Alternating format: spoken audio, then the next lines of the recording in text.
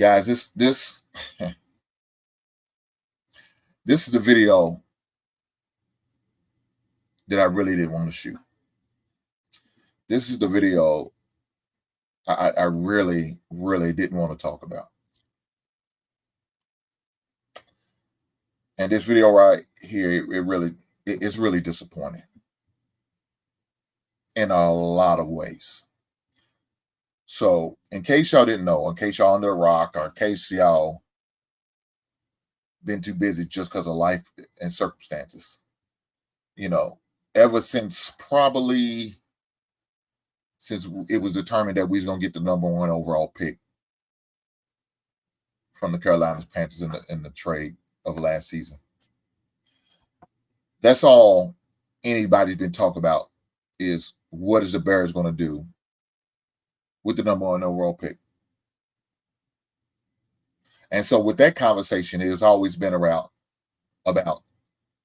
drafting a quarterback, Caleb Williams.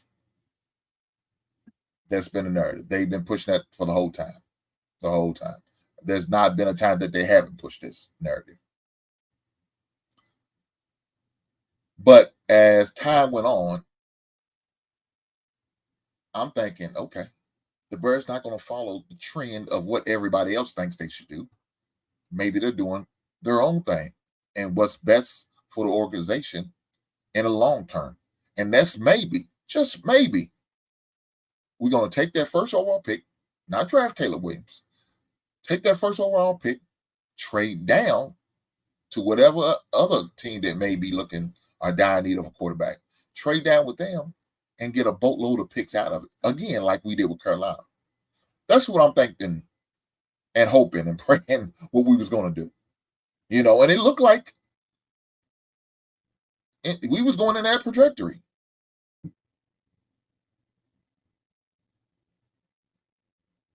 Until today. When I say this hurts me to have to see that news coming across the ticker talking about the Bears traded Justin Fields to Pittsburgh Steelers. Very disappointing. Very disappointing. Now, unfortunately, this ain't the first time that the Pittsburgh found a way to get over on the old Chicago Bears. For those who don't know, we made a trade with the Pittsburgh Steelers in order to get Claypool. And unfortunately, we know how that panned out. And that cost us a pick in the draft, a high second-round pick in the draft. Unfortunately, that's what happens. That's part of the, when you make trades, make deals, you hope and pray these deals pan out. But if they don't, they cost you. They cost you either through money or through draft picks. And so right now, it costs us with draft picks as far as Claypool because he didn't pan out. And we missed out on the second-round pick because of that. So we lost our second-round pick because Claypool didn't work out. So now, guess what? Pittsburgh said, look, we about to go to the well. About to go to the well again and see if we could find a way to rip off the Bears again. Why not? Worst they can say is no, right? So what they do? They said, well, look, I know you ready to take Caleb Williams as y'all first overall pick, like everybody else is telling y'all should do. I think y'all should too. So what are you gonna do with Justin Fields? I mean, you definitely couldn't have them two guys in the same locker room, in the same quarterback room, looking at each other crazy, having ill feelings towards each other. You don't want that split in your locker room where one guy is being picked by the current members of the team and the other guys being picked by maybe some of the new members of the team, some of the rookies and added players and guys who really don't have a relationship with Justin Fields. or some of the guys maybe just be fed up with Justin Fields and they want to ride with Caleb Williams because he's your new shiny toy. No, you can't do nothing like that. So look here. How about you let us have him for a 6th-round pick, but make it conditional depending on how much playing time he gets. It could go all the way up to a 4th pick. What do you think about that deal, Chicago Bears? Unfortunately, the Bears bid. They accepted the deal. And so now, my former quarterback, Justin Fields, is headed to Pittsburgh. And so right now we are in limbo. Because now we're going to be dependent on a rookie quarterback. Now, if they will, rookie quarterback is Caleb Williams, and that so happens what we do. Caleb Williams, let me tell you what you're about to come into. You got to make the playoffs. There's not going to be any grace period for you, Caleb Williams. I'm going to let you do that right now. And with what I've seen at USC with you, I'm not completely impressed by what I've seen. I'm not going to lie. I'm not completely sold with you right now. And I don't know if there's anything you can say that's going to impress me, because everything I'm seeing is very unimpressed. I'm very unimpressed. And one of them is your lack of leadership. That disturbs me, because you're playing a position that's very important. And leadership qualities should be something that you should have on the front burner. That shouldn't be something you have to learn how to develop. Not when you're on this level. You're in college now, dog. You no longer in middle school, Pop Warner, pickup league football. You're not. That's not. No. And even then, you should have started developing then. And by the time you got to the college level, you ought to perfected it by now. But that's not what I'm seeing with him, and that's disturbing to me. That's concerning, very much concerning. So I don't know. I don't know how to take this right now, man. I'm very, very disappointed in the moves that we made by trading Justin Fields, especially when we don't know what this guy's medical is going to look like, because he definitely didn't release it at the draft combine, so we don't know what his medical is going to be like. I didn't like his mindset, talking about he wants some type of ownership of it. No. This man's making the man like that. He hasn't played an NFL game. He come in here and be a bust, and then what we gonna do? We can't completely say that Justin Fields was a bust, because Justin Fields, truthfully, did not have a fair shot. So for those who don't know, let me remind you, when Justin Fields first got there, he wasn't projected to be a starter. It's supposed to have been Andy Dalton. Unfortunately, Andy Dalton got hurt early in the preseason. And unfortunately, it was guess who? His old team, Cincinnati Bengals. So Justin Fields was forced into the position. It's not like he had a lot of weapons, because he didn't. He didn't. So his rookie season, he was forced into positions to start, even though he was supposed to, somewhat like we consider a red shirt season.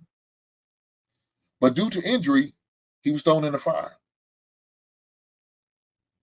Did he do well? No, he didn't. Of course, that's under the old regime of Matt Nagy, who is currently fired that end of that season. So he had to suffer with a bad coach in Matt Nagy, no weapons. Offensive line was horrible. But yet somehow, some way, he had to figure his way through and win games. Yeah, you're not winning a lot of games. And we didn't. We didn't. That was his rookie year. His second season, we blew the team up. Any decent player we had, we traded them off. Between Quinn, Roquan Smith, the defense was in shambles. We blew what defensive players we had up. Then we started playing rookie cornerbacks, a rookie safety. So that's what we played with. Still, we didn't have no weapons on offense. We didn't have a number one receiver. Our number one receiver was Mooney, who's no longer here. He's been traded to Atlanta. That was our number one receiver. Cole Kmet was trying to figure this thing out. I think he was either his first or second year. I think it was his second season. So he was trying to figure things out himself. So we didn't have no type of receiving core for Justin Fields. We set him up for failure. That was a year we trying to get our salary cap back in order. That was a year like a throwaway year. Unfortunately, Justin Fields had to suffer. Now, by then, Justin Fields was under his second offensive coordinator. So you have one quarterback, two different coordinators in 2 years. You're not setting my man up for success at all. So last season, this just past season, we finally got decided to get some weapons for Justin Fields. So we got DJ Moore. And guess what? Stats was better. The win total went up. So we see the improvement. We see how he progressed. Unfortunately, he missed a few games. I think ended up missing like 3 to 4 games because of injury. He broke his thumb. So he missed some games. Guys, if we had won a couple more games, we'd been in the playoffs. If we had won a couple more games, if we could have beat, won that Cleveland game, won that Denver game, you looking at 2 more wins, and that probably could have got us in as a 7th seed in the NFL playoffs. Unfortunately, we didn't make the playoffs. So is that what we determined Justin Fields? So in 3 seasons, this is what we base it on, 3 seasons, and he was out. Even though the offensive coordinator that we had didn't do anything to accommodate Justin Fields and his playing style. And you've seen that in the first few games that he coached, how he tried to make him know. You need to adjust to what the player can do. If that's not his strong point, why are you doing this to this man as a player? It's not like you had any other good options on the bench that you could go to.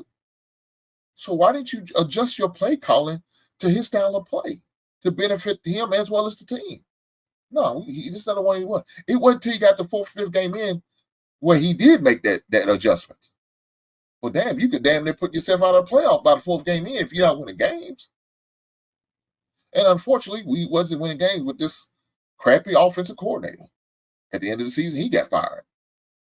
Well, people say, oh, well, he got a job. He wasn't the original offensive coordinator for the Las Vegas Raiders. He wasn't.